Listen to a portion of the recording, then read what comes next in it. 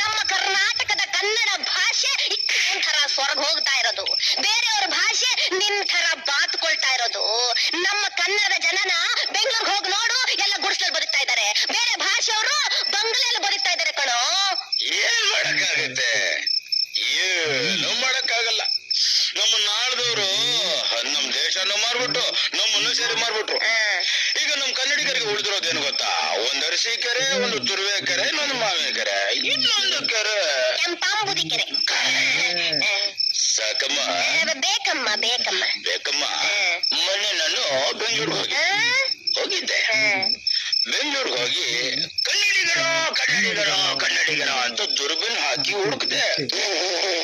ಇಲ್ಲ ಇದ್ದ ಒಬ್ಬನೇ ಒಬ್ಬ ಕನ್ನಡಿಗ ಇದ್ದ, ರಾಮೇಗೌಡ. ಅಚ್ಚ ಕನ್ನಡಿಗ ಪಾಪ. ಈಗ ಅವನ ಪರಿಸ್ಥಿತಿ ಏನ್ ಗೊತ್ತಾ?